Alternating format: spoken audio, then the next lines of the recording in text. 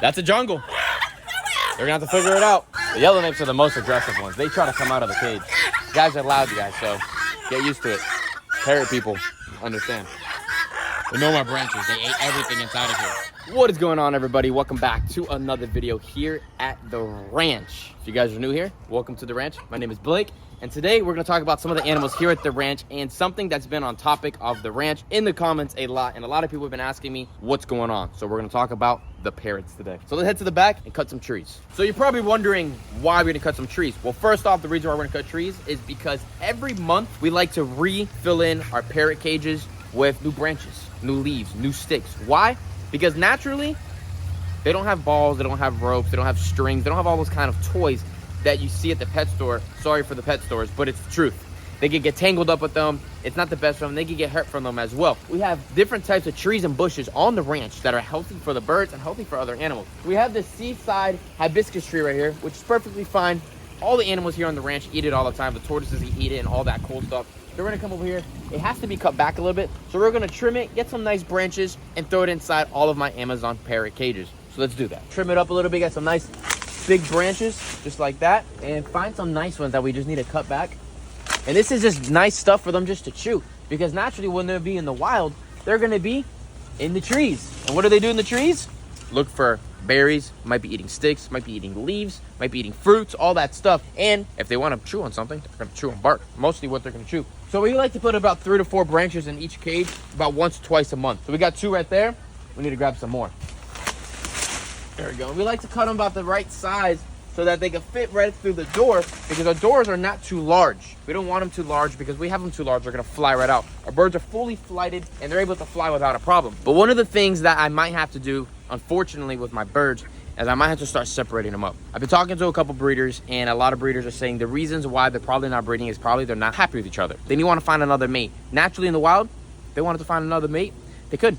They could fly off, and they can find another bird. My favorite species of all the Amazons are the double yellowhead. I really want to focus on those. We have 2 yellow napes, 2 double yellowheads, and 2 blue fronts. Double yellowheads are a pair, male and female. The yellow napes are a male and female. The blue fronts, unfortunately, are 2 males. So if anybody in Florida, South Florida, or anything of that sort is willing to maybe trade for a blue front male for a female double yellowhead or a male double yellowhead, let me know. Definitely be interested. Younger bird would be preferred, but just let me know. The blue fronts, they're awesome, but I really want to one day be able to produce some double yellowheads. Let's cut some more branches. All right, so we got a good amount of branches now. We're gonna head over there and go throw them in the cage. Check out the cassowaries. He's just chilling inside of the grass. He looks so funny. They just love the grass. I'm happy we're able to put the grass down. We just seeded it. We've been seeding all through the property on the ranch, and that grass has been working really well. The Amazons seem excited. So let's start with double yellowheads and throw some branches in there. So these enclosures are 10 foot long, 4x4. 4 foot by 4 foot.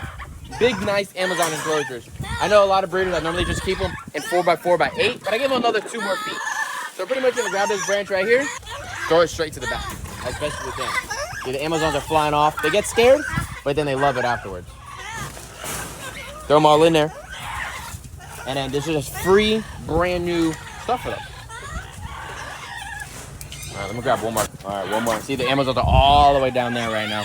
So these are my favorite. These are one of my favorite parrots. I would definitely say. A lot of people say, what's your favorite animal? Well, within the parrot world, these are probably one of the top 5, because I can't say the favorite because there's some others that are pretty dope. All right, so there we go. Perfect. We made a jungle. It's all we needed right there. So now what we're going to do is go to the next one. So what I'm thinking is, unfortunately, these males been together for a long time. I would keep them, or maybe I was even thinking, my mom was saying maybe we redesign these cages and just make ourselves a big square aviary right here and just put all the Amazons together. Add a couple more females and then just let them be a big flock. Put nest boxes and just see what happens. They can go to the floor, go to the top. It's an idea. I know you guys are gonna say yes. Everybody says let's build them something big so they can fly. I agree. But to build out of this mesh is kind of expensive. But the aviary that we're going to be building over there in the future, we might be working this company a lot more often. And if it does come through, then it's going to be a lot more possible and a lot more money friendly and all that stuff. So let's open this part up right here. You can see the blue fronts. Guys are loud, you guys, so get used to it.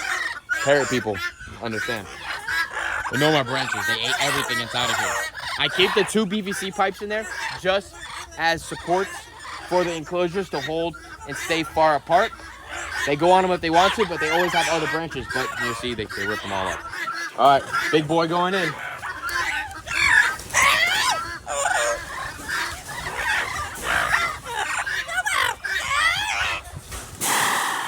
Oh yeah, and he got a flower. Hi, what are you doing, pretty bird?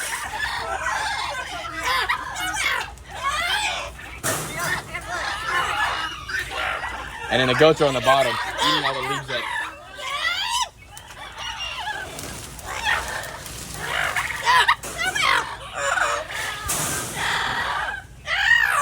That's a jungle. They're gonna have to figure it out. And on top of all that, realistically, this is an enrichment for them too. She's a loud girl. You know, they like it. It's something new to taste, something new to chew through. The enclosures change up now. Now that whole PVC pipe they were just sitting on, they can't sit on it because there's a branch there. They're gonna have to chew through it and all that stuff. That just gives them some, look how she sits. That just gives them something to do, changes up their environment, and it is good. So if you know about good, healthy plants that are in your area, I definitely suggest you throwing them inside of your enclosure. Look. No, they're all around the back. Oh, they're still in the back of that. They're like, what is going on? They'll figure out in a few minutes. Now let's do the yellow napes. The yellow napes are the most aggressive ones. They try to come out of the cage.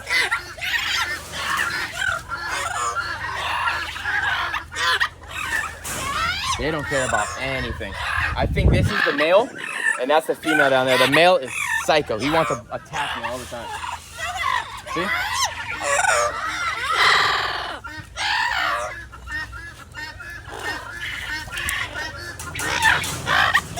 Go down.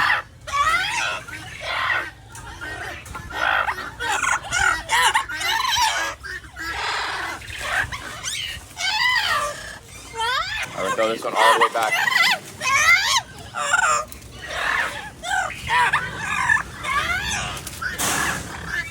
Perfect. All right, so we're set. We're good right there. We have gotten a lot of eggs with our yellow napes, but what we're gonna do for this season, I was talking to a buddy of mine. He was like, what you're feeding him is great, but you need to give them other minerals and vitamins. He's like, I guarantee on the certain stuff, we put it in their diet, their eggs will become fertile. It's pretty much Amazons are a fat parrot, what it comes down to it. And if it's a fat parrot, they're not able to breed correctly, and then their eggs are unfertile. And that's what's going on with the yellow napes. When I got these parrots before, the owner before that was feeding them a lot of peanuts. Peanuts are fatty, and fatty birds are not good birds to breed. But yeah, that's definitely the male. The female's over here. So he's psycho. She's over here just hanging out. But she lays eggs every single year with no problem. But not fertile. So hopefully this year we're gonna try and get something fertile. If it doesn't happen, like I said, we'll probably just in this section right here, build up, say 12 foot, whatever, 15 foot, close this whole thing off and make this into a parrot aviary. I think that'd be really, really, really cool. So that's what I'm kind of thinking of doing. We have a rainbow eucalyptus tree right there. It's doing well. We almost lost it. The goats almost gurgled it, but they didn't, luckily, so that's a good thing. But yeah, I think that little section right there, so that's 4, 8, 12, 12 by 10, by 12, something like that would be perfect. This is a 6-foot fence. Imagine that 6 more higher. It'd be a perfect size aviary for some Amazons. Majority of them all live together except the dove yellowheads. We would have to watch them a little bit, but it could happen. It's pretty much flocking. It's putting all the parrots together, letting them rebond and figure themselves out. It is feeding time here on the ranch, as you can see. The emus and Rios are like, yo, stop talking and come feed us. So we're gonna grab some parrot food, finish off feeding the parrots, and see what else we could do. And I know this is gonna be a question that's gonna be asked all through the comments, so please pay attention. Unfortunately, I cannot put the Amazons inside my larger aviary. I've said it multiple times. The netting and the way that enclosure is made is not made for parrots. Parrots, the farm is hungry. They want food. They know the time. The time right now, you guys, is 5 o'clock. 5 o'clock is feeding time. But anyways, the mesh, unfortunately, is made for soft bills and not parrots. Parrots have a hook bill, they chew right through it, and they'll get right out. Even if they're their pets or anything like that, parrots chew, parrots like to eat things, and they're gonna go through that net. So unfortunately, I will not be able to put the parrots in that aviary. They have to be inside of a hard wire mesh to live in. So when I come over here, I feed them every couple days. I just pull out their old bowl, dump it to the bottom for the chickens to chew from it. I give them enough food for the next day and a half to 2 days. The only bad part about these enclosures is I got in my eye. Is I don't have a roof on this side right here. I have a roof over the top so they can get out of the sun and get out of the rain a little bit. They can still get wet. Naturally, where these birds come from, it rains. So they're okay to get wet. That's why they have feathers. If they're healthy, they're all right. Another thing I was gonna say, yeah, the food gets wet if it rains a lot. So then you have to, we only put a little bit of food just for the day and refill it up the next day. So this is just safflower with some dried fruits and 1 or 2 peanuts in there and some walnuts. And then they also get a little bit of vegetables, and that's pretty much it. Fruits are okay, but I don't like giving them too much because, like I said, they're known to get a little fatty, and I don't want to give them too much extra sugars. So the waters, I have them all in the bowls. I come right here, clean out the waters right next to the cassowaries. I'm actually going to turn on the water to run through the water. Cassowaries are some dirty big chickens, I'll tell you that much. They poo, they pee inside of the water all the time, and not much you can do except clean it out as often as you can, which is pretty much every day. Deers are playing tag. Oh! That one jumped over the other one. Yeah, they're ready to expand very soon. Hopefully sometime later this year, we're able to do that. Oh, Nutella was chasing her daughter, Rita. That's what was going on. So, someone said in the comments to name the other baby Marga. So you have Margarita. Margarita. But the baby came after Rita. Whatever. Rita Marga. Rita Marga. Margarita. Where is Marga? Oh, there she is. Yeah, we can do that. We got Peanut, Nutella, Marg, and Rita. Why not? That's the names. We got it. We got the Deer Squad name ready to go. That is insane, Cassandra. Look at that. Come here, you guys. I don't know what I'm looking at. I know. That's why I'm telling you guys to come in here. Nutella. Move out the way. Nutella looks pregnant again. Look at this. We're going to have to cut down these trees. Crazy. I thought I caught them in time, but unfortunately I didn't. Look at this. They gurgled this tree and completely killed it. Look. Oh. This tree's dead. And then this tree over here. What do you guys think? Looks a little freaking dead too. Maybe it's just fall. Oh, fall. I mean, it's kind of still alive, but barely. It's on its last limb. I don't think it's gonna survive, unfortunately. We're actually able to save this tree. This tree's really, really cool. It's a nice umbrella look. Yeah, it came back to life since it snapped. We able to put the mesh around the bottom, no problem. We have our little like thick woods over there. Oh yeah, they were chasing her. Look at Rita. See how she's panting? Isn't that Marga? No, Marga's over there. That's Rita. That's Peanut. And of course Nutella's on my butt. Freaking clowns. But other than that, you guys, I hope you guys enjoyed today's video here at the ranch. We showed you guys the parrots. We showed you our ideas on what we have in plan, hopefully this year. I know I say it hopefully, but we are moving right along. Make sure you guys subscribe to the channel because this week I'm going to get you guys full footage of the other ranch that we're going to go head into. Cassandra's not going to be able to come this time, but I'm going to be going over there because she has to watch the ranch while I'm gone.